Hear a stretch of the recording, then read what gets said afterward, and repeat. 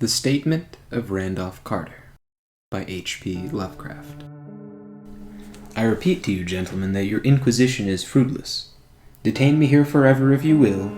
Confine me or execute me if you must have a victim to propitiate the illusion you call justice. But I can say no more than I have said already. Everything I can remember I have told with perfect candor. Nothing has been distorted or concealed, and if anything remains vague, it is only because of the dark cloud which has come over my mind.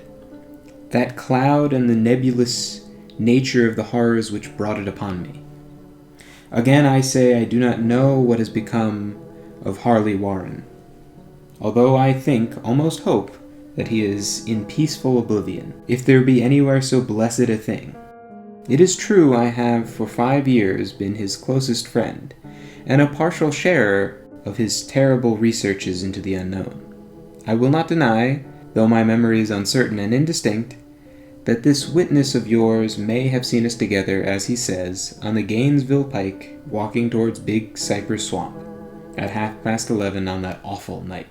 That we bore electric lanterns, spades, and a curious coil of wire, with attached instruments, I will even affirm, for these things all played a part in the single hideous scene which remains burned into my shaken recollection. But of what followed, and of the reason I was found alone and dazed on the edge of the swamp next morning, I must insist I know nothing save what I have told you over and over again. You say to me that there is nothing in that swamp, or near it, which could form the setting of that frightful episode. I reply that I know nothing beyond what I saw. Vision or nightmare it may have been, vision or nightmare I fervently hope it was, yet it is all that my mind retains of what took place in those shocking hours after we left the sight of men. And why Harley Warren did not return, he or his shade, or some nameless thing I cannot describe, alone can tell. As I've said before, the weird studies of Harley Warren were well known to me, and to some extent shared by me. Of his vast collection of strange, rare books on forbidden subjects, I have read all that are written in the languages of which I am master. But these are few as compared with those languages I cannot understand. Most, I believe, are in Arabic, and the fiend-inspired book which brought on the end, the book which he carried in his pocket out of the world, was written in characters whose like I never saw elsewhere. Warren would never tell me just what was in that book. As to the nature of our studies, must I say again that I no longer retain full comprehension? It seems to me rather merciful that I do not, for they were terrible studies, which I pursued more through reluctant fascination than through actual inclination. Warren always dominated me, and sometimes I feared him. I remember how I shuddered at his facial expression on the night before the awful happening, when he talked so incessantly of his theory, why certain corpses never decay, but rest firm and fat in their tombs for 1,000 years. But I do not fear him now, for I suspect he has known horrors beyond my ken. Now I fear for him. Once more I say that I have no clear idea of our object on that night. Certainly it had been much to do with something in the book which Warren carried with him, that ancient book in indecipherable characters which had come to him from India a month before. But I swear I do not know what it was that we expected to find. Your witness says he saw us at 11:30 on the Gainesville Pike, headed for Big Cypress Swamp. This is probably true, but I have no distinct memory of it. The picture seared into my soul was of one scene only, and the hour must have been long after midnight, for a waning crescent moon was high in the vaporous heavens. The place was an ancient cemetery, so ancient that I trembled at the manifold signs of immemorial years. It was in a deep, damp hollow, overgrown with rank grass, moss, and curious creeping weeds, and filled with a vague stench which my idle fancy assorted absurdly with rotting stone. On every hand were the signs of neglect and decrepitude, and I seemed haunted by the notion that Warren and I were the first living creatures to invade a lethal silence of centuries. Over the valley's rim, a wan, waning crescent moon peered through the noisome vapors that seemed to emanate from unheard-of catacombs.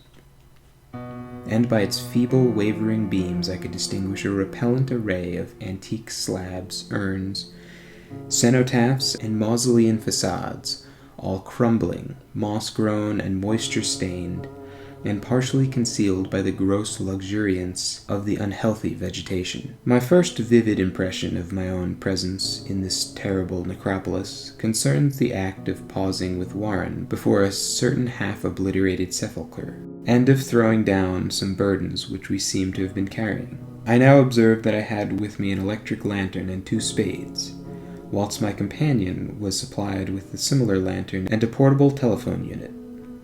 No word was uttered, for the spot and the task seemed known to us, and without delay we seized our spades and commenced to clear away the grass, weeds, and drifted earth from the flat, archaic mortuary. After uncovering the entire surface, which consisted of 3 immense granite slabs, we stepped back some distance to survey the charnel scene, and Warren appeared to make some mental calculations. Then he returned to the sepulchre, and using his spade as a lever, sought to pry up the slab lying nearest to a stony ruin, which may have been a monument in its day. He did not succeed, and motioned to me to come to his assistance. Finally, our combined strength loosened the stone, which we raised and tipped to one side. The removal of the slab revealed a black aperture, from which rushed an effluence of miasmal gases so nauseous that we started back in horror. After an interval, however, we approached the pit again and found the exhalations less unbearable. Our lanterns disclosed the top of a flight of stone steps, dripping with some detestable ichor of the inner earth, and bordered by moist walls encrusted with nitrate. And now for the first time my memory records verbal discourse, Warren addressing me at length in his mellow tenor voice, a voice singularly unperturbed by our awesome surroundings. "I'm sorry to have to ask you to stay on the surface," he said, "but it would be a crime to let anyone with your frail nerves go down there. You can't imagine, even from what you have read, and from what I have told you, the things I shall have to see and do. It's fiendish work, Carter, and I doubt if any man without ironclad sensibilities could ever see it through and come up alive and sane. I don't wish to offend you, and heaven knows I'd be glad enough to have you with me, but the responsibility is in a certain sense mine, and I couldn't drag a bundle of nerves like you down to probable death or madness. I tell you, you can't imagine what the thing is really like. But I promise to keep you informed over the telephone of every move. You see, I have enough wire to reach the center of the earth and back." I can still hear in memory those coolly spoken words, and I can still remember my remonstrances. I seemed desperately anxious to accompany my friend into those sepulchral depths, yet he proved inflexibly obdurate. At one time he threatened to abandon the expedition if I remained insistent, a threat which proved effective, since he alone held the key to the thing. All this I can still remember, although I no longer know what manner of thing we sought. After he had secured my reluctant acquiescence in his design, Warren picked up the reel of wire and adjusted the instruments. At his nod I took some of the latter and seated myself upon an aged, discolored gravestone close by the newly uncovered aperture. Then he shook my hand, shouldered the coil of wire, and disappeared within that indescribable ossuary. For a moment I kept sight of the glow of his lantern, and heard the rustle of wire as he laid it down after him, but the glow soon disappeared abruptly, as if a turn in the stone staircase had been encountered, and the sound died away almost as quickly. I was alone, yet bound to the unknown depths by those magic strands whose insulated surface lay green beneath the struggling beams of that waning crescent moon. In the lone silence of that hoary and deserted city of the dead, my mind conceived the most ghastly fantasies and illusions, and the grotesque shrines and monoliths seemed to assume a hideous personality, a half-sentience. Amorphous shadows seemed to lurk in the darker recesses of the weed-choked hollow, and to flit as if in some blasphemous ceremonial procession past the portals of the moldering tombs in the hillside. Shadows which could not have been cast by that pallid, peering crescent moon. I constantly consulted my watch by the light of my electric lantern, and listened with feverish anxiety at the receiver of the telephone, but for more than a quarter of an hour heard nothing.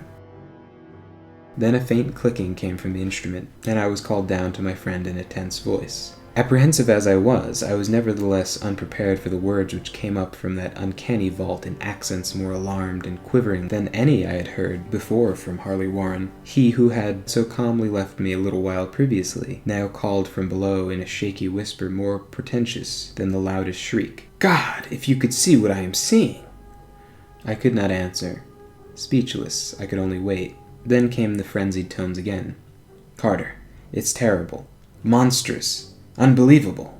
This time my voice did not fail me, and I poured into the transmitter a flood of excited questions. Terrified, I continued to repeat, "Warren, what is it? What is it?"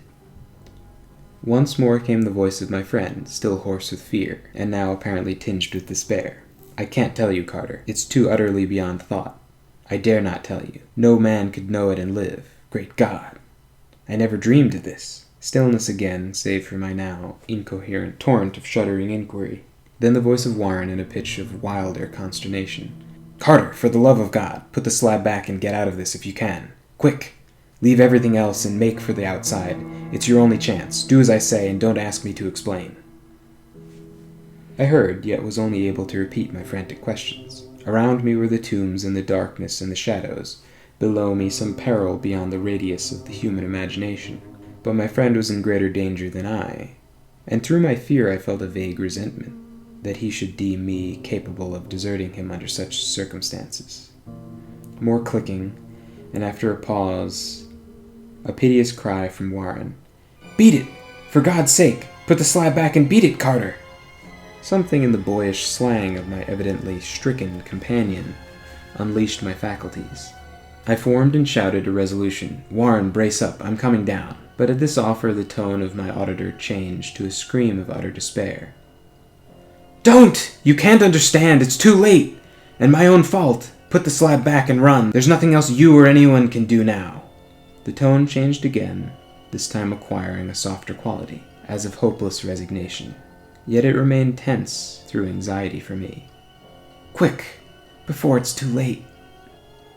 I tried not to heed him, tried to break through the paralysis which held me, and to fulfill my vow to rush down to his aid.